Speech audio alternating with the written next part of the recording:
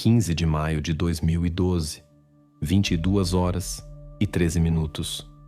Um telefonema chega ao serviço 911.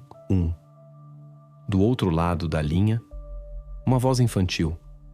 Mal se distingue, fracamente audível, como se ruído de fundo cortasse cada palavra.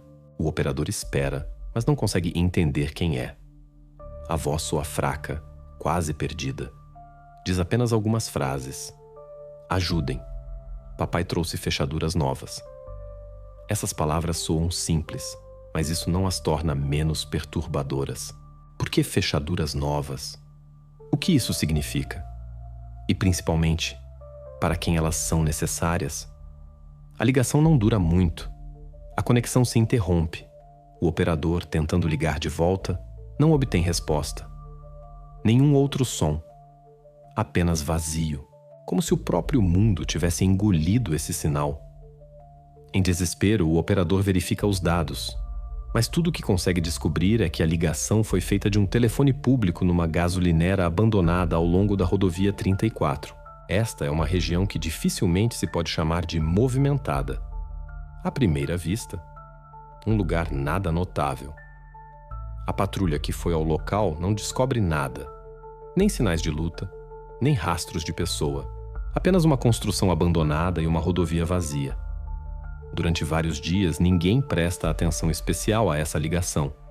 E embora seja mencionada nas notícias locais, todos rapidamente se esquecem dela, descartando-a como coincidência. No entanto, esse incidente não deixa rastros na memória de algumas pessoas. A ligação foi registrada, e embora tenha sido reconhecida como ameaça não identificada, não foi para a sombra. Algo nessa chamada inquieta. Não dá sossego. Mesmo que à primeira vista parecesse uma casualidade insignificante, gradualmente, essa ligação se tornará não apenas um episódio isolado. Será o primeiro sinal que levará à descoberta do que estava oculto atrás de portas fechadas, de um ninho familiar aparentemente pacífico. No condado de Providence, há uma família Olsen. À primeira vista, é um casal de fazendeiros bastante comum, como muitos nesta região. Mark e Brenda vivem numa grande fazenda, onde criam animais, cultivam a terra e participam ativamente da vida da comunidade religiosa local. Se perguntarmos aos vizinhos ou fiéis quem são eles, a resposta será uma: família exemplar, impregnada de tradições e fé. Os Olsen são aquelas pessoas que todos veem como base e exemplo. Em sua casa sempre está limpo, e as preocupações cotidianas, preocupações que poderiam ser consideradas exemplares. Ele trabalha na fazenda, ela cuida da casa, ajudando-o e sempre pronta para ajudar outros. O casal apoia ativamente projetos da igreja e defende valores morais. Aos olhos dos moradores locais, eles são um modelo de retidão. São aquelas pessoas a quem ninguém poderia pensar algo ruim.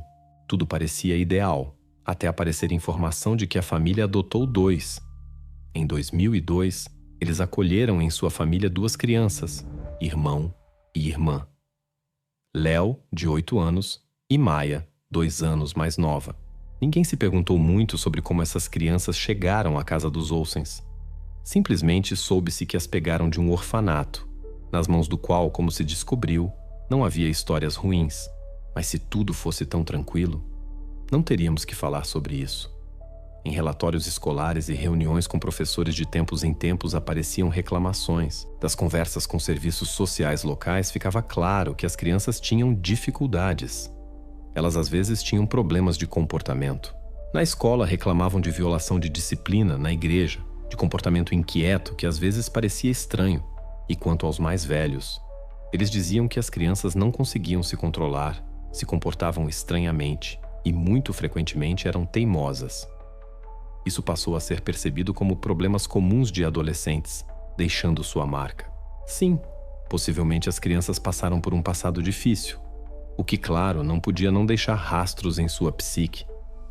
Essas dificuldades passavam sob o manto de simpatia e tentativas de ajudar, e elas eram tão comuns.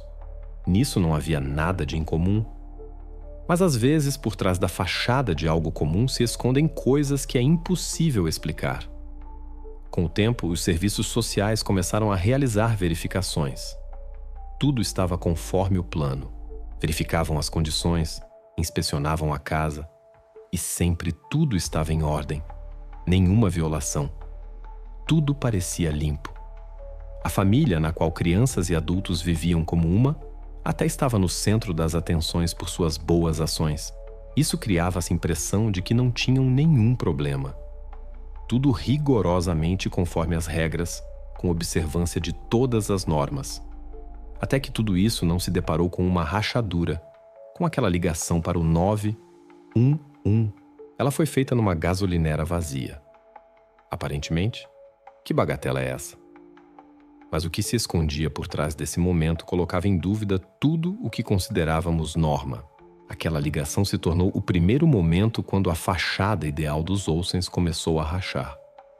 Mas esse momento foi apenas o início de algo maior. E no próximo momento, precisaremos entender o que se esconde por trás dessa fachada, incluindo o que realmente acontece por trás das paredes de sua casa. 22 de outubro. Feira escolar. Atmosfera de diversão, como sempre em eventos similares. Crianças, adultos, brinquedos coloridos, mesas com comidas e conversas alegres. Todos, parece, estão envolvidos nesta pequena festa, quando de repente ressoa um estalo alto. É um som que faz todos pararem imediatamente e olharem em volta. No ar, instantaneamente, aparece tensão. Por alguns segundos, todo o barulho silencia e cada um congela. Mas o que aconteceu? Imediatamente fica claro. É apenas um balão que estourou. Talvez muitos neste momento relaxem. Engraçado, como coisas tão simples podem por um instante causar pânico. A professora Evelyn Reed observa os alunos tentando restaurar a ordem. Ela vê como várias crianças riem, outras suspiram aliviadas, mas sua atenção inesperadamente é atraída por uma figura. É Maya Olsen. Sua reação é inesperadamente forte. Ela não apenas se assusta, ela cai no chão. Isso parece pânico. Maya se esconde, cobre a cabeça com as mãos como se tentasse se esconder de algo terrível. Evelyn vê como o corpo da menina se contraiu, como ela sussurra baixinho, incapaz de parar de se agitar. Os dedos se fecharam em punhos e os lábios pronunciaram as palavras: "Eu serei boa, só não me tranquem." Este momento muda tudo. Tudo o que aconteceu antes disso parecia um incidente escolar comum, mas agora tudo se agrava. A frase que ela pronunciou não deixa dúvidas. O que ela quis dizer? Por que tais palavras escaparam num momento em que tudo ao redor era tão banal? Não me tranquem. Essas palavras soam assustadoras, e elas, como uma chave, abrem portas para pensamentos estranhos e assustadores. A professora tenta levá-la de volta ao estado normal, mas ela mesma fica perplexa. Maya, parece, não consegue se acalmar, e suas palavras cada vez mais rodam na cabeça de Evelyn. O que elas significam? E por que ela teme exatamente aquilo que, aparentemente na feira, seria absolutamente impossível? Quando o encontro com os pais adotivos de Maya aconteceu depois, Brenda Olsen deu uma explicação bastante razoável. Maya passou por tempos difíceis. Ela simplesmente não consegue lidar com essas lembranças. As palavras soam lógicas. Trauma do passado, claro, poderia deixar marca em seu comportamento. Esta explicação aparentemente resolve todas as questões, mas Evelyn não consegue se livrar do sentimento de que por trás desta versão se esconde algo maior. Não apenas um passado difícil. Não apenas dificuldades vividas. O incidente foi formalmente encerrado. A explicação dos pais parecia convincente, e tudo isso logo foi esquecido como um ataque casual de pânico. Mas Evelyn não conseguia se livrar da sensação de que isso não foi apenas casual. Em seu diário, ela fez uma anotação. Este momento é o início de algo que agora não lhe dá sossego. Embora formalmente o incidente tenha sido esgotado, para Evelyn algo começou a mudar. Este único momento, esta experiência breve, mas terrível de Maya, a fazia pensar sobre o que se esconde por trás da fachada de bem-estar que os Olsens tentam manter. e ela já não podia ignorar suas dúvidas. 28 de outubro. Léo Olsen entra no consultório da enfermeira escolar. Mais uma manhã comum e nada pressagia problemas. Na aparência, um colegial comum, menino de 10 anos que simplesmente veio a negócios. O motivo da visita parece banal. Forte contusão no braço. Segundo ele, caiu de uma árvore, e esta explicação parece bastante verossímil. Brincadeiras de verão, pulos de galhos. O que há de incomum nisso? A enfermeira, sem fazer perguntas desnecessárias, começa o exame. Trabalho comum, nada que pudesse alertá-la. Em suas mãos, ações padrão, tratamento da ferida, verificação da presença de outros ferimentos. Ela cuidadosamente remove da manga da camisa para melhor tratar o dano, e aqui, no próprio momento, seu olhar para. No pulso de Léo se vêem marcas estranhas. Isso não é simplesmente hematoma. Isso não são escoriações comuns, simétricas, quase perfeitamente de formas circulares. Uma tal marca num pulso exatamente igual, no outro. Elas quase sararam, deixando após si marcas brilhantes. Isso não podia ser resultado de queda comum de árvore. Tudo parece muito suspeito, e a semelhança das marcas em ambas as mãos simplesmente não pode ser casualidade. A enfermeira, continuando a tratar a contusão, examina atentamente essas marcas. Ela entende que isso não é simplesmente trauma, como pensava inicialmente. Possivelmente, isso é resultado de algum impacto, algum movimento limitante, que deixou tais marcas. Na cabeça lampejam pensamentos, mas ela se força a se concentrar no trabalho. No entanto, ela registra as marcas encontradas no diário como exigido pelo protocolo.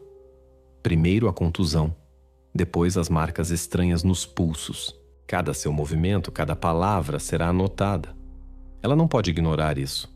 Tudo isso pode ser casualidade e pode ser algo mais inquietante. Mas de qualquer forma, ela deve deixar rastro documental. Quando Léo vai embora, a enfermeira imediatamente passa essa informação para a professora Evelyn Reed. Ela sabe que Evelyn já pensou sobre estranhezas no comportamento de Maya. E agora, com esta nova observação, a ansiedade em sua cabeça apenas se intensifica. Em sua anotação, a enfermeira brevemente menciona pulsos, marcas estranhas, escoriações saradas. Isso é suficiente para atrair atenção, para dirigir seus passos na direção certa. Evelyn Reed, recebendo a informação, entende que não pode deixar isso sem atenção. Essas estranhas coincidências e detalhes começam a se formar numa imagem. Ela já há muito notava estranhezas no comportamento de ambas as crianças. E agora esta pista, como que conecta tudo, tornando-se o primeiro passo real na investigação. Na cabeça da professora já se desenha um novo plano de ações. Evelyn Reed estava sentada em sua mesa processando os próximos papéis quando vieram à sua cabeça todos os 3 fatos, que agora, como quebra-cabeças, se formavam num todo único. A ligação para o 911, a reação de Maya ao balão que estourou na feira e as escoriações nas mãos de Léo. Todos esses eventos que pareciam à primeira vista casuais e insignificantes, agora começaram a se formar numa imagem inquietante. Maya, assustada até o horror, pressionando as mãos à cabeça como se tentando se esconder de algo, suas palavras: "Eu serei boa, só não me tranquem." A ligação para o 911 com palavras misteriosas sobre fechaduras novas. E agora escoriações nas mãos de Léo, que de forma alguma podiam ser resultado de simples queda. Marcas simétricas, como se deixadas por algo pesado e rígido, que em ambos os pulsos pareciam iguais. Tudo isso não podia ser simples coincidências. Com cada novo fato, Evelyn sentia como em sua cabeça crescia a inquietação, como em seu coração aparecia a ansiedade. Ela agora estava certa de uma coisa: algo não está certo nesta família. Seu olhar novamente caiu na anotação médica. Escoriações nos pulsos parecidas com marcas de algemas. Os pensamentos de Evelyn não a soltavam. Ela entendia que seus pressentimentos podiam estar errados, mas ela não podia mais silenciar. E ela decidia. Ela devia agir. O próximo passo era óbvio. Evelyn disca o número do escritório do xerife do condado de Providence. Sua mão treme um pouco quando ela pronuncia as palavras. Preciso falar com o xerife Jenkins. É importante. Suas suspeitas se transformaram em certeza. Em algum momento ela já sabia que isso não era simplesmente caso de acontecimentos casuais. Sua intuição não podia estar errada. Isso era mais que simplesmente comportamento estranho. Isso era muito mais perigoso. Quando Evelyn se encontrou com o xerife Jenkins, sua voz estava calma, mas nela se sentia determinação. Ela expôs todos os fatos. A ligação para o 911, o comportamento de Maya na feira e as estranhas escoriações nos pulsos de Léo. Ela falava claramente, nitidamente, não escondendo nenhum detalhe. O xerife a ouviu atentamente, mas em seus olhos, como era de se esperar, não havia nenhuma expressão de ansiedade.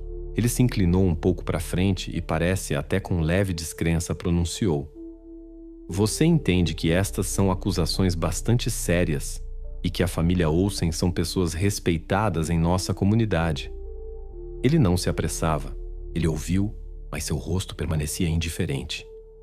Evelyn sentiu como sua própria certeza um pouco vacilou. O xerife continuava insistindo na reputação impecável dos Olsens em sua participação na vida da comunidade e da igreja.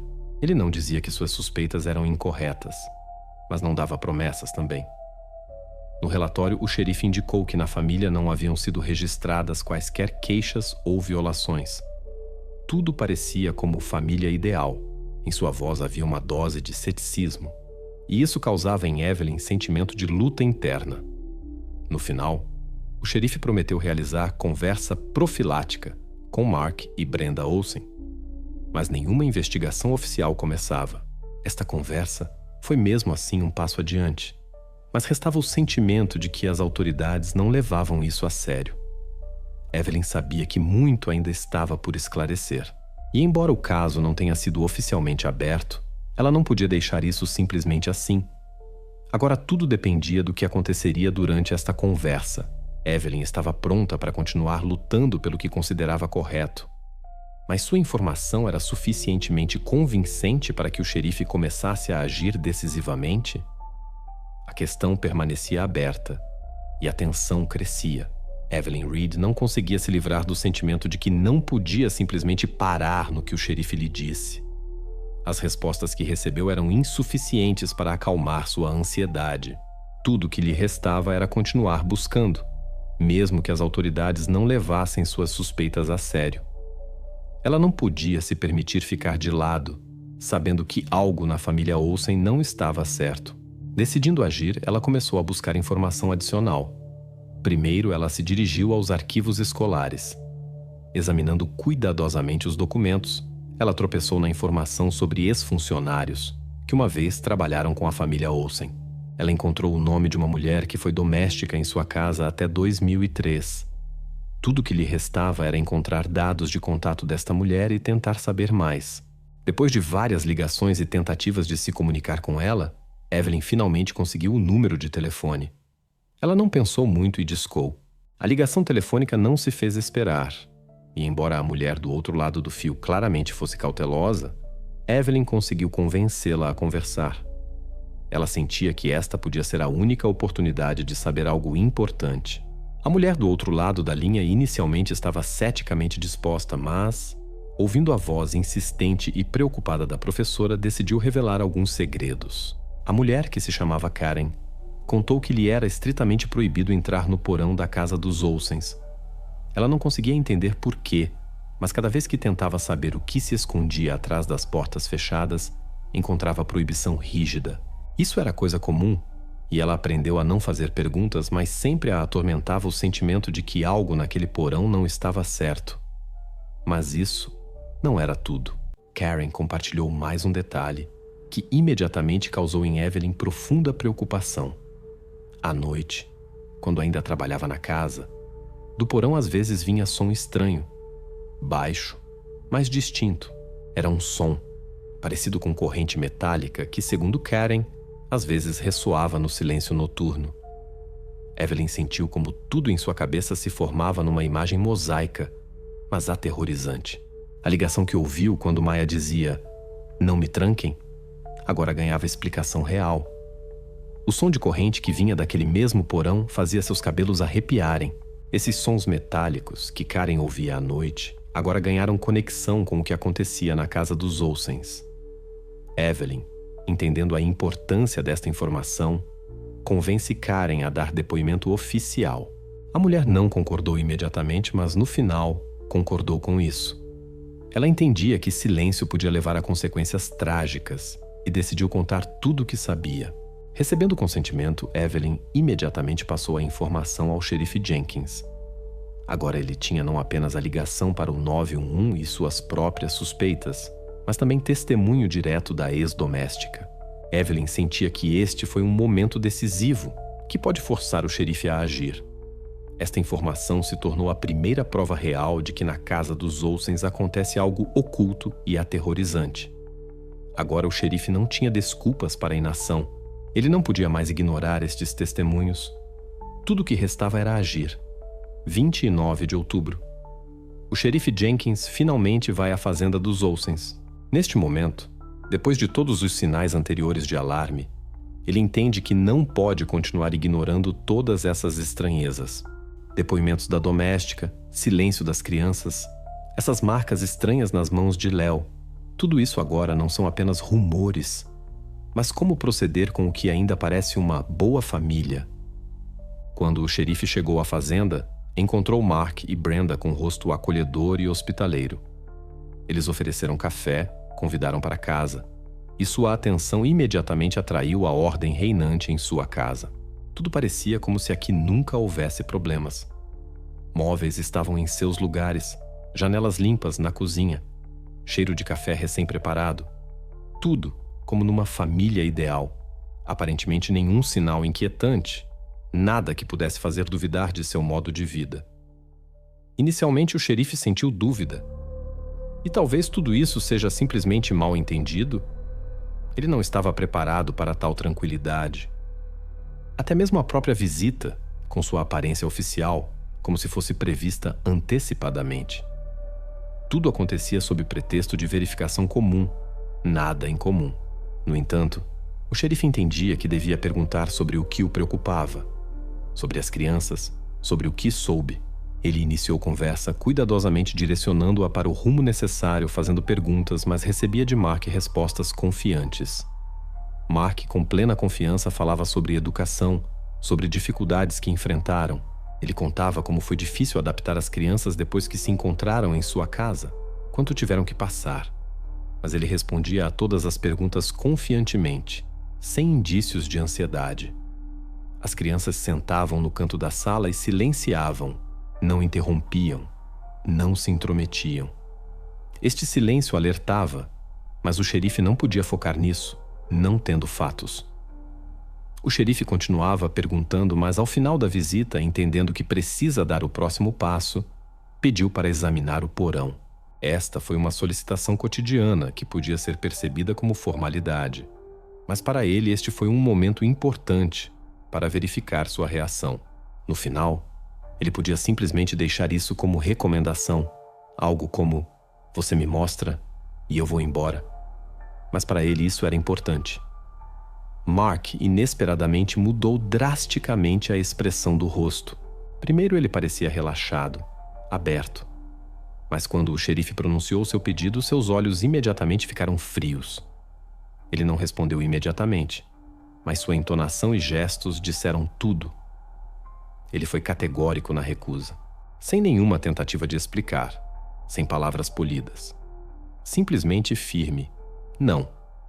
Ele disse que o porão é propriedade privada e não vê sentido neste exame. Este foi o momento quando a máscara caiu. Ele não apenas recusou, ele claramente vivenciava esta questão como se algo estivesse no porão que não podia ser revelado. Este foi o momento quando o xerife sentiu que tinha com o que trabalhar. A recusa foi imediata e rígida.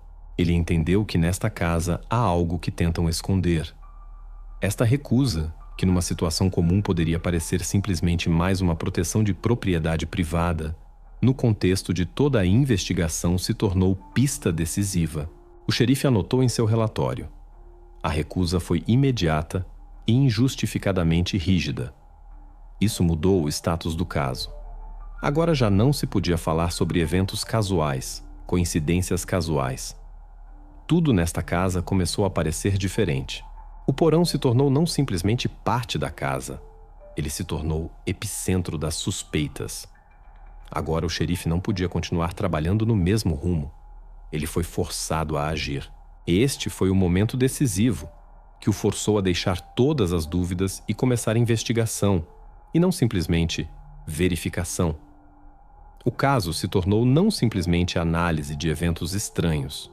Agora isso era investigação, que com cada novo passo se tornava cada vez mais perigosa para aqueles que viviam atrás dessas portas fechadas. Depois que Mark Olsen categoricamente recusou deixar o xerife entrar no porão, a investigação tomou um novo caminho. Neste momento ficou claro que quaisquer dúvidas do xerife deviam ser dissipadas. Ele entendia que se não continuasse a investigação, as possibilidades de encontrar provas desapareceriam. A posição dos Olsens, sua tranquilidade e confiança, e depois esta recusa brusca, como imã, atraíam atenção.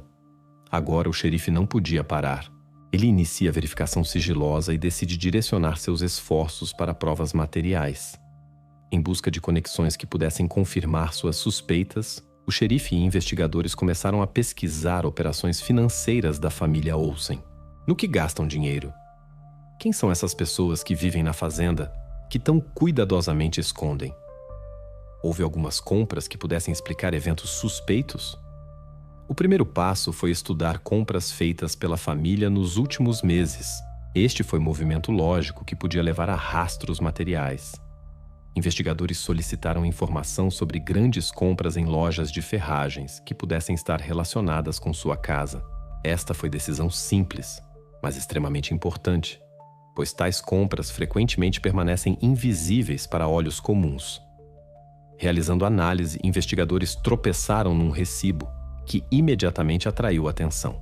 Nele constava a quantia de $84,50. Não muito grande para compras, mas completamente desprovida de qualquer explicação lógica, se considerarmos eventos anteriores. A transação foi realizada numa das lojas de ferragens de condado vizinho 6 meses atrás. Esta compra imediatamente se destacava entre outras, e o xerife entendia que isso podia ser chave para a solução. Ele exigiu cópia do recibo e descobriu que na lista de mercadorias constavam 2 itens, que imediatamente levantavam questões: 2 correntes de aço e 2 cadeados de celeiro. Estes itens combinavam perfeitamente com o que já fora encontrado no curso da investigação. Sons de correntes, menções sobre cadeados na conversa com crianças, palavras pronunciadas por Maya. O círculo se fechou.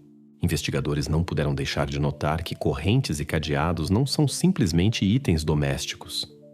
Essas coisas podiam estar relacionadas com o que acontecia na casa dos Olsens, e embora ainda não houvesse provas diretas, agora a polícia tinha rastro importante que exigia ações posteriores. Quando o investigador se comunicou com o vendedor da loja, este sem dificuldade reconheceu Mark Olsen pela foto. Agora investigadores tinham não simplesmente compra, mas rosto concreto, que estava por trás desta transação. O vendedor confirmou que esta pessoa realmente comprou essas mercadorias. Esta foi confirmação importante, que adicionava confiança à investigação. Parecia que todos os detalhes começaram a se formar numa imagem. No entanto, momento-chave foi a explicação da própria compra. O vendedor, lembrando conversa com Mark, contou que este explicou a compra pela necessidade de proteger o celeiro. Esta explicação parecia absurda. Para que cadeados tão sérios e correntes para celeiro, quando a maioria das pessoas usa tais coisas para outros fins? Esta versão se tornava cada vez mais duvidosa, e a própria situação mais sinistra. À luz da recusa de mostrar o porão, esta explicação adquiria tom inquietante. Coletando todos esses dados, o xerife entendeu que agora tinha fundamentos suficientes para solicitar mandado. Mentira dita por Mark ao vendedor se tornava não apenas suspeita, mas pista-chave. Esta prova ligava a compra aos segredos escondidos atrás das portas do porão. E agora, tendo provas, o xerife já não podia recuar. Mandado de busca era inevitável. Depois que o xerife obteve todos os testemunhos necessários, ele sabia que não podia confiar apenas em suposições. Para fortalecer sua posição e tornar o pedido de mandado de busca mais fundamentado, ele precisava obter opinião especializada. O xerife entendia que suas suspeitas deviam ser confirmadas não apenas por fatos, mas pela ciência. Ele estava certo de que esta perícia podia se tornar aquele mesmo elemento decisivo, que daria ao caso força jurídica oficial. O xerife entregou fotografias das escoriações nos pulsos de Léo ao perito médico legal para consulta não oficial. Nestas imagens estavam bem visíveis marcas que não podiam ser simplesmente resultado de queda comum de árvore. Ele não esperava resultados instantâneos, mas entendia que este foi passo importante, que o ajudaria não apenas a dissipar dúvidas, mas fortalecer base probatória. Perito, recebendo fotografias, disse que estava pronto para fornecer conclusão preliminar, mas naquele momento isso era apenas opinião não oficial. O xerife nervosamente entendendo que cada palavra do perito seria criticamente importante. Quando alguns dias depois veio resposta, perito deu conclusão que imediatamente dissipou quaisquer dúvidas. Pelo caráter dos ferimentos, por sua simetria e profundidade, ele notou que tais traumas claramente não podiam ser obtidos como resultado de queda casual. Ele explicou detalhadamente que escoriações em ambas as mãos eram idênticas por forma e profundidade, o que indicava impacto prolongado de algum dispositivo de contenção. Estes não eram simplesmente ferimentos casuais. Esses traumas indicavam que a pessoa por longo tempo esteve sob impacto de limitações físicas. Perito também notou que traumas claramente não coincidiam com ferimentos típicos obtidos em queda, ou mesmo ocupações comuns na rua. Eles eram incompatíveis com traumas domésticos comuns. Conclusão foi chocante. Escoriações indicam uso prolongado de dispositivos de contenção, como algemas ou correntes. Esta foi confirmação científica que destruía todas as versões anteriores sobre acontecimentos casuais. O xerife sabia que agora tinha tudo necessário para continuar a investigação. Estes dados imediatamente foram anexados ao pedido de mandado de busca. Apesar da conclusão ser não oficial, seu significado foi enorme. Com base nesta conclusão, bem como depoimentos de testemunhas e outras provas, o xerife sabia que não podia continuar a investigação sem mandado oficial. Com cada passo, com cada novo fato, o caso se tornava cada vez mais pesado e multicamadas. Agora o xerife tinha 3 elementos-chave que garantiam sucesso: depoimentos da doméstica, recibo de compra de correntes e cadeados e conclusão pericial. Estes 3 elementos transformavam a investigação de exame superficial em caso pleno, com provas reais.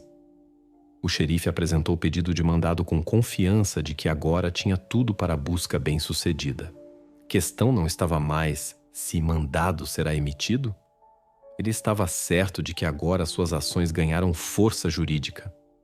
Quando o xerife já começou a preparar pedido de mandado, soube que Olsens estavam cientes da investigação. Através de seu advogado, receberam informação sobre ações da polícia e decidiram dar golpe preventivo.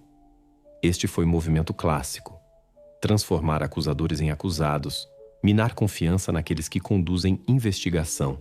Família Olsen estava pronta para se defender, e suas ações se tornaram primeira resposta à pressão que sobre eles exerciam. Alguns dias depois, advogado dos Olsens apresentou queixa oficial contra a escola e pessoalmente contra Evelyn Reed.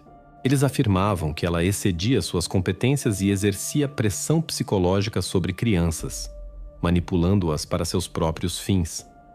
Isto foi não apenas tentativa de repelir acusações, mas estratégia para comprometer principal testemunha. Inicialmente, estas acusações pareciam absurdas, mas sua determinação e confiança faziam o xerife e outros participantes da investigação sentir leve preocupação. Na queixa, afirmava-se que Reed, com sua atenção ao comportamento difícil das crianças, na verdade manipulava a situação, provocando-as a certas reações. Neste contexto, suas ações pareciam não como cuidado com bem-estar, mas como pressão, forçando crianças a dizer o que é vantajoso para adultos. Isto cria não apenas pressão jurídica, mas moral sobre investigação. Agora todos começaram a pensar: e não manipulava a própria professora? Possivelmente todas suas ações foram parte de jogo mais complexo do que parece à primeira vista. Olsens ativamente afirmavam que traumas obtidos por Léo são resultado de sua tendência a autolesões, que seu comportamento sempre foi imprevisível e problemático. Este foi passo para tentar atribuir quaisquer estranhezas a problemas de comportamento. Eles também afirmavam que reação de Maya na feira, seu medo súbito e silêncio. Isto é resultado de erros por parte do pessoal escolar, que não sabia trabalhar com crianças que passaram por trauma. Tudo isso se explicava como consequência de que crianças não conseguiam se adaptar à nova vida, e em seu comportamento não havia nada suspeito. No entanto, sua versão sobre autolesões e incompetência da escola parecia cada vez mais absurda, especialmente quando cada novo fato contradizia essas explicações. Suas tentativas de confundir investigação criavam mais questões que respostas. Cada explicação era contraditória, e cada nova declaração apenas fortalecia suspeitas de que escondiam muito mais do que gostariam de admitir. Por pouco tempo, seu ataque criou confusão real nas fileiras da direção escolar. Alguns funcionários começaram a duvidar das ações de Evelyn, e isto atrasou alguns processos. Surgiram questões sobre como e por que ela começou sua investigação, como ela podia tão insistentemente se intrometer em assuntos pessoais de família que parecia era tão respeitada na comunidade. Isto retardou ações do xerife e podia impedi-lo de obter provas adicionais no âmbito de sua investigação. Mas no final, sua tática não conseguiu atrasar a investigação por longo tempo. Acusações falsas e tentativas de manipulação foram inúteis. Xerife, recebendo conclusões periciais e provas, sabia que tinha tudo necessário para continuar a investigação. Queixa apresentada pelo advogado não podia cancelar mandado de busca já emitido. Olsens tentavam desviar a investigação do caminho, mas seus resultados não podiam ser ignorados. Eles se confrontaram com lei, e agora todo seu mecanismo defensivo se tornou apenas intensificação de culpa. Enquanto sua estratégia retardou o processo, não conseguiu pará-lo. Xerife continuava avançando, sabendo que quaisquer tentativas de desviar a atenção das principais pistas estavam condenadas ao fracasso. Preocupação e sigilo manifestados pelos Olsens se tornaram apenas mais um passo para sua exposição. Na expectativa do mandado de busca, xerife e sua equipe começam a pesquisar cuidadosamente o passado de Mark e Brenda Olsen. Se não escondessem nada suspeito, sua biografia provavelmente estaria aberta como livro. No entanto, quanto mais investigadores cavavam, mais questões surgiam. Primeiro, sua atenção atraiu algo completamente comum: mudança dos Olsens para Iowa em 2001. Aparentemente, o que pode haver de suspeito na mudança de local de residência? Mas eis o que é estranho. Em documentos oficiais não estava indicado nenhum motivo desta mudança. Eles simplesmente desapareceram de Utah, não deixando após si nenhum rastro. Isto cria lacuna intrigante. O que deixaram para trás e do que fugiram?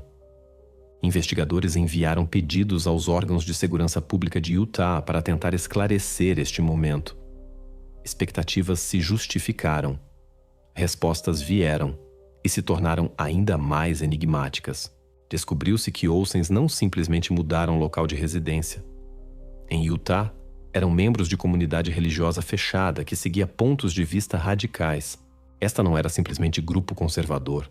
Era comunidade com práticas extremamente cruéis, baseadas em purificação física do pecado. Estes métodos de purificação física eram conhecidos apenas por poucos fora de sua comunidade, mas sempre permaneciam na sombra, ocultos da sociedade. Estas práticas incluíam não apenas rituais prolongados e torturantes, mas tratamento cruel com aqueles que, na opinião da comunidade, eram ímpios. Olsens, como se descobriu, estavam profundamente envolvidos nestas práticas. Isto explicava sua atitude extrema à disciplina e educação, bem como métodos que usavam para corrigir aqueles que caíam em sua casa. No entanto, o momento mais inesperado veio quando investigadores descobriram que Olsens deixaram esta comunidade em 2001 não porque eram contra suas práticas cruéis, mas ao contrário, porque eram muito cruéis até mesmo para ela. Registros de arquivo mostraram que em sua comunidade surgiu conflito interno relacionado com interpretação excessiva da doutrina. Eles foram excluídos por pontos de vista e métodos muito radicais, que líderes locais reconheceram excessivos, mesmo pelos seus padrões rigorosos. Esta virada inesperada revelou o verdadeiro rosto dos Olsens. Eles não eram simplesmente atraídos pela ideia de rigor e ordem. Eram fanáticos, convencidos de sua razão, prontos para aplicar métodos extremos em nome de corrigir aqueles que, em sua opinião, precisavam de correção. Suas ações não pareciam mais simplesmente cruéis, pareciam como parte de ideologia na qual acreditavam. Isto explicava sua atitude para com crianças, seus métodos de educação, bem como seu sigilo e desejo de controlar tudo ao redor. Agora, quando ficou claro que sua motivação era muito mais profunda que simples busca por ordem, Xerife e sua equipe começaram a conectar todas as pistas numa imagem. Isto não era simplesmente tratamento cruel com aqueles que aceitavam em sua família. Isto era a continuação de suas próprias atitudes ideológicas. Tudo o que faziam correspondia a seu próprio entendimento de como endireitar pessoa. E esta crueldade, oculta sob máscara de piedade, abria perspectiva completamente nova sobre o que acontecia atrás das portas fechadas de sua casa. Agora, entendendo que na base de suas ações estava não simplesmente agressão pessoal, mas ideologia profunda, investigadores podiam avançar. Esta informação não apenas esclareceu seu comportamento, mas definitivamente consolidou suspeitas.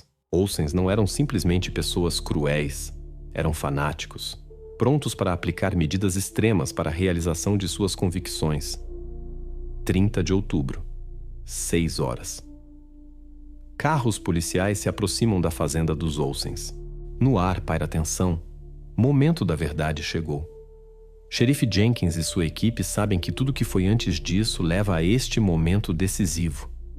Não podem permitir erro. Passando por todas as etapas da investigação, de testemunhos a conclusões periciais, estão prontos para começar busca que, possivelmente, revelará a verdade aterrorizante. Xerife Jenkins se aproxima da casa onde Mark Olsen já o encontra na porta, nas mãos do xerife mandado de busca, e ele sem hesitação o apresenta. Este é passo oficial que dá legalidade às ações da polícia. Ele comunica a Mark que devem examinar sua casa e que verificarão o porão. Tudo agora depende de como a família reagirá. Mark silenciosamente acena, não tentando objetar. Não faz nenhum passo para parar processo, e investigadores começam a se mover para porão.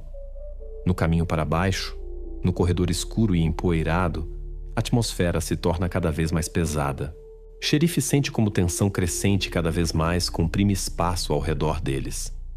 Isto não é simplesmente busca, é culminação do que podia terminar como verificação comum, mas se tornou investigação real.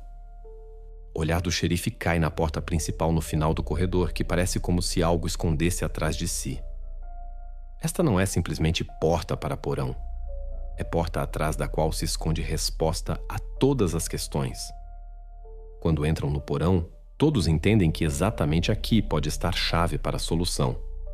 O quarto no final do corredor, como esperado, foi isolado acusticamente.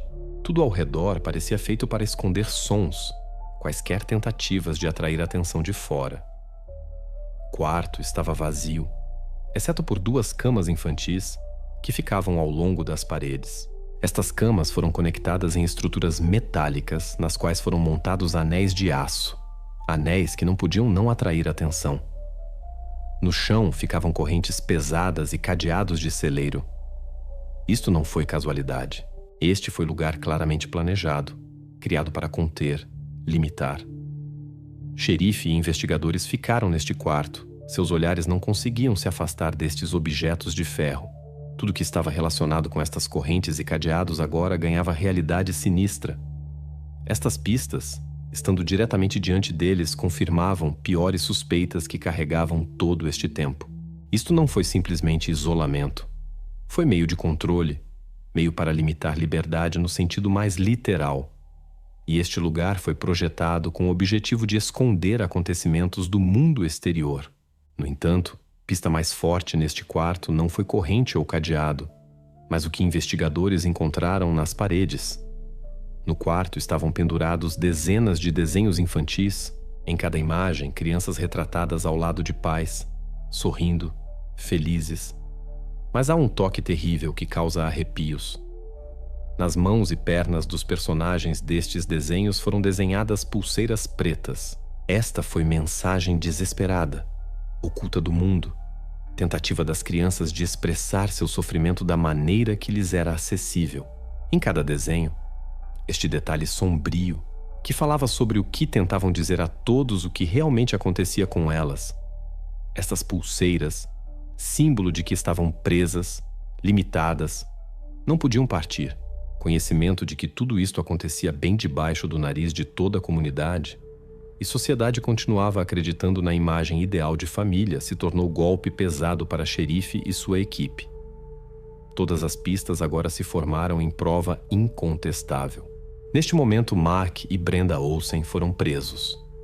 Não há mais dúvidas.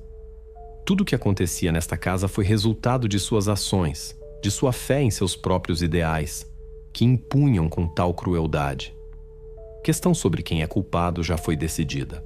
Não havia mais incerteza sobre o que acontecia nesta casa. E agora, quando o xerife e sua equipe deixam o porão, sabem que o próximo capítulo da investigação será apenas começo do fim para a família Olsen. Correntes e anéis encontrados no porão da casa dos Olsens foram imediatamente enviados para a perícia. Este foi passo decisivo que devia fechar todas as dúvidas restantes. Achados feitos no porão eram aterrorizantemente sinistros, mas podiam ser realmente decisivos. Possivelmente rastros no metal não eram suficientes.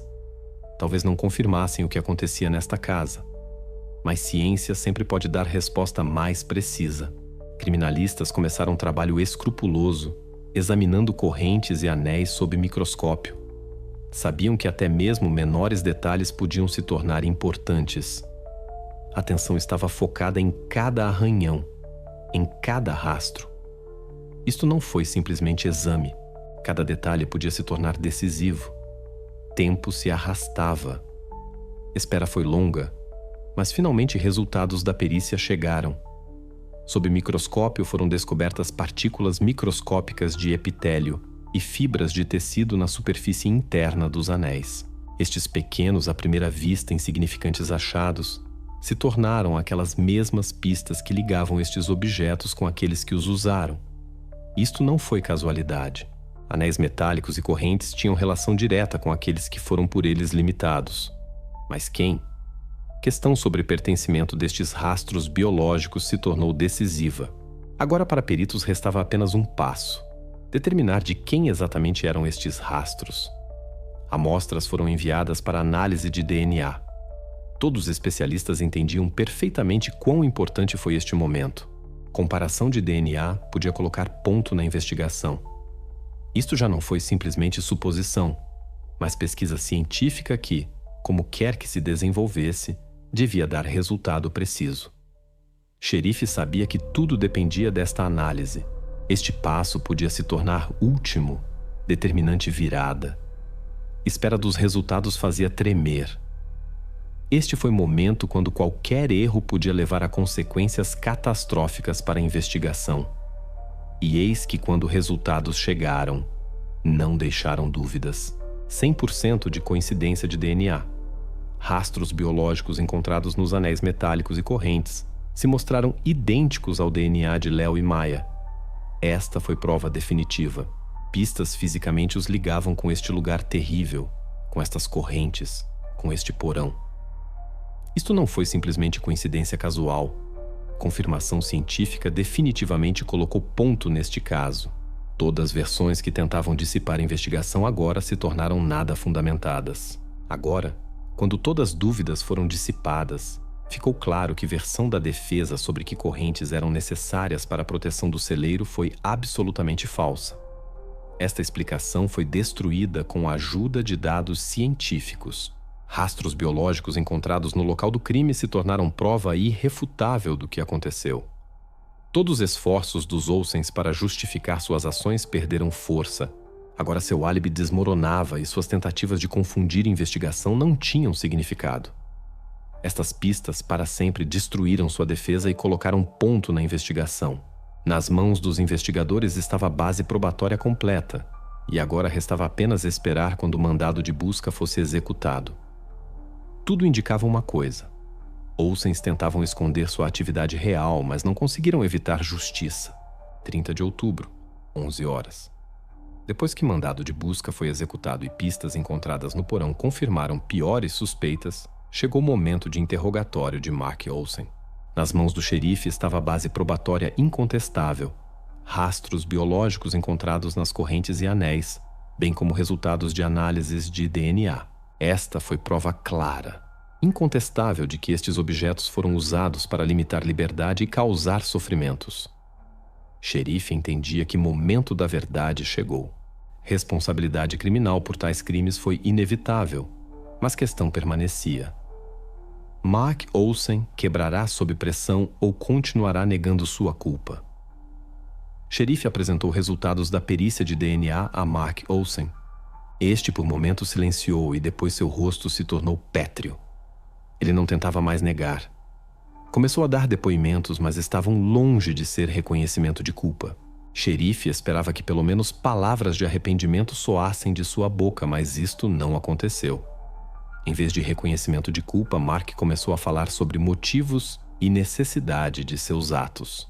Isto não foi punição, disse ele. Sua voz permanecia calma, como se não visse em seu comportamento nada incomum. Isto foi salvação. O diabo estava em seu sangue e eu devia expulsá-lo. Eles estavam possuídos, e apenas através desta purificação podiam ser salvos. Estas palavras chocaram investigadores. Em vez de expressar pelo menos mínimo pesar ou reconhecer sua culpa, Mark abriu diante deles razão pela qual ele e sua esposa faziam tudo o que faziam. Suas ações, segundo ele, não foram simplesmente cruéis. Foram parte de alguma missão espiritual. Em seus olhos eram salvadores que livravam pessoas do mal que estava em suas almas. Ele contava detalhadamente sobre seus rituais, que, em sua opinião, eram necessários para a expulsão do pecado e libertação da tirania do diabo. Para a xerife e sua equipe, isto se tornou choque real.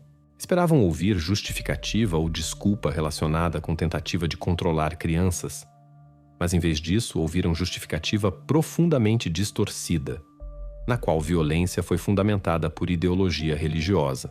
Mark não escondia que considerava suas ações necessárias e até piedosas. Ele se orgulhava de que salvava suas almas, não considerando o que, na verdade, eles passavam através de suas purificações espirituais. Xerife, tentando entender a profundidade dos delírios de Mark, fez perguntas sobre se ele percebia que causava sofrimentos às crianças. Resposta foi chocante. Eu não causava dor a eles, disse ele. Isto não foi dor. Isto foi purificação. Apenas sua natureza pecaminosa sofria. Ele separava a dor física de sofrimentos espirituais, e em seus olhos, isto tornava tudo o que fazia justificado. Ele não reconhecia sofrimentos que passavam, considerando-os apenas parte do processo de purificação. Isto se tornou ponto final no entendimento do que foi na realidade. Olsens não simplesmente tratavam cruelmente aqueles que tomaram para a criação. Eram fanáticos que agiam segundo suas convicções religiosas, não entendendo ou não querendo entender que suas ações não tinham nada em comum com salvação espiritual. Isto foi distorção pura da verdade, na qual crueldade e exploração foram transformadas em objetivo elevado. Seus motivos foram tão pervertidos que xerife e investigadores agora os viam não simplesmente como criminosos, mas como pessoas que perderam conexão com realidade, ameaçando todos ao redor. Mark Olsen não simplesmente se mostrou culpado dos crimes que cometia. Suas ações foram resultado de extremismo religioso que justificava completamente. Em sua cabeça não havia lugar para arrependimento, porque acreditava sinceramente que tudo o que fazia foi salvação. Tudo o que acontecia em sua casa foi parte de sua missão distorcida, que considerava sagrada. Este reconhecimento se tornou o elemento final que destruiu todas as dúvidas sobre sua motivação e ações criminosas. A investigação agora estava no limiar de entender como exatamente parecia a vida na casa dos Olsens, em que consistia a realidade cotidiana que impuseram a seus pupilos. Sabíamos o que acontecia. Sabíamos por que isto acontecia. Mas agora chegou o momento para o último passo: restaurar quadro do acontecimento para entender como isto parecia no dia a dia. Para fazer isto, a investigação estudou cuidadosamente depoimentos de Olsen e daqueles que estavam ligados a esta casa, incluindo crianças. Encontrando-se na casa dos Olsens, investigadores tentaram restaurar vida cotidiana comum, aquela mesma que, como lhes parecia, escondia lados mais sombrios. Rotina cotidiana foi aparentemente absolutamente comum. Escola, lições de casa, jantar. Eis o que compunha os dias. Xerife e sua equipe ficaram chocados com quão cuidadosamente tudo foi arranjado. Como à primeira vista nada entregava crueldade oculta. Tudo parecia normal, até rotineiro. No nível superficial, sua casa era parecida com a casa de qualquer outra família. Mas isto foi apenas aparência. No entanto, tudo mudava com a chegada da noite. Depois do jantar, quando o silêncio da noite descia sobre casa, começava o horror real. Depois da refeição noturna que parecia comum, começava a preparação psicológica. Horas de joelhos, rezando pelos pecados, aprendendo pensamentos corretos. Mas isto não foi suficiente. No final começava ritual real. Este momento se tornava a culminação da rotina noturna cotidiana que Olsens usavam para suprimir vontade, quebrar resistência. Cada noite, crianças foram forçadas a rezar horas de joelhos no chão duro. Isto não foi simplesmente exercício na fé. Qualquer erro, qualquer palavra incorreta. Privação da próxima refeição. Estes foram métodos cujo objetivo foi quebrar espírito e subjugar. À noite, sua vontade se tornava objeto do controle mais rígido. Mas isto foi apenas começo. Quando orações terminavam, começava pesadelo real. Crianças eram direcionadas para quarto de silêncio, onde foram amarradas às suas camas com a ajuda de correntes metálicas. Tudo isto acontecia depois de jantar comum, como parte de sua punição. À noite, crianças se encontravam em seu cativeiro, onde cada noite se tornava torturante, e próprio quarto, sem janelas e com paredes densas, se tornou sua única casa. Lá, neste lugar escuro, isolado acusticamente, foram amarradas às camas e permaneciam assim até manhã. Este processo não foi casual. Isto foi sistema consciente e planejada que continuava por meses. Estes rituais noturnos se tornaram parte sistemática de sua vida. E tudo isto começou não casualmente. Segundo depoimentos, se tornaram parte da rotina depois da primeira tentativa de fuga de Léo em maio de 2004. Esta tentativa se tornou um momento decisivo para Olsens. Fracasso da fuga apenas fortaleceu sua convicção na necessidade de aplicação de tais métodos. Isto não foi comportamento casual, foi intenção que foi cuidadosamente planejada e não parava.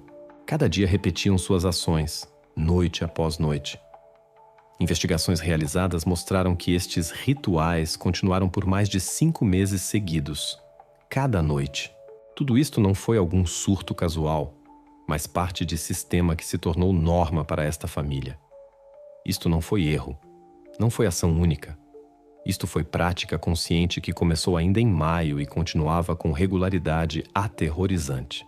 E este fato se tornou confirmação final de que Olsens não foram simplesmente pessoas cruéis, mas parte de sistema de convicções que justificava estas ações terríveis. A investigação agora tinha quadro completo do acontecido. Olsens tentavam apresentar tudo isto como método de educação e purificação espiritual. Mas para investigadores ficou claro que tudo isto foi sistema cuidadosamente planejada. Dor, sofrimentos e isolamento. Tudo isto foi parte de sua ideologia. Abril de 2005. Processo contra Mark e Brenda Olsen começa na sala do tribunal. Depois de muitos meses de coleta de provas, interrogatórios e análise de pistas, chega o momento quando o destino destas duas pessoas será decidido. A questão agora não está se suas ações foram crime. Isto já foi provado. A questão está qual será a decisão da sociedade na pessoa dos jurados. Como avaliarão seu comportamento? Que avaliação dará sistema judiciário àqueles que se consideravam justos, seguindo suas convicções cruéis e pervertidas?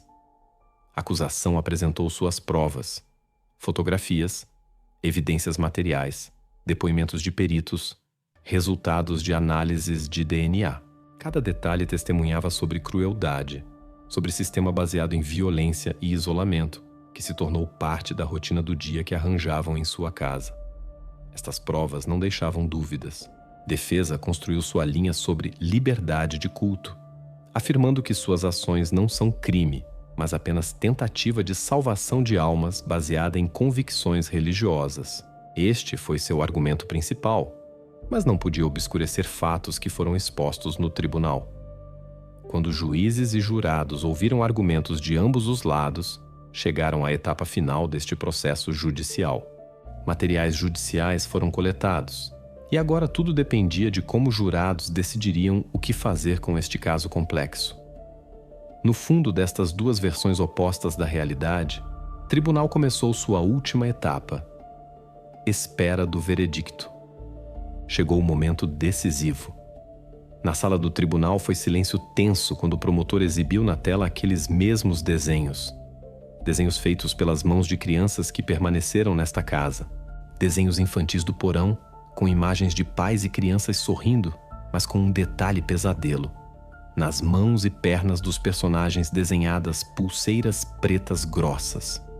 O promotor silenciosamente os mostrou aos jurados. Isto foi, talvez, uma das provas mais poderosas que não precisava de palavras. Estes desenhos se tornaram aquele testemunho silencioso que foi impossível refutar. Sala mergulhou em silêncio. Promotor não pronunciou nenhuma palavra. Ele não tentou explicar estas imagens. Simplesmente deu tempo aos jurados para perceber toda a gravidade do visto. Emoções na sala do tribunal foram tão fortes que neste momento foi claro: não são necessárias mais palavras. Estes desenhos, como testemunhos silenciosos, se tornaram prova mais forte. Este silêncio durou mais de 1 minuto, mas ninguém duvidava do significado destas imagens. Jurados deliberaram menos de 2 horas. Isto foi deliberação incrivelmente rápida. Não perderam tempo em discussões porque todos os fatos, provas e até impacto emocional destas pistas não deixavam espaço para dúvidas. Eles deram veredicto culpado em todos os pontos. Mark e Brenda Olsen foram reconhecidos culpados. Sentença foi anunciada no mesmo dia. Mark Olsen foi sentenciado a 40 anos de prisão e Brenda Olsen a 25 anos. O processo judicial terminou, mas isto foi apenas primeiro passo no caminho para a restauração da justiça. Violência sistemática e crueldade que aplicavam em sua casa agora oficialmente foram reconhecidas como crime.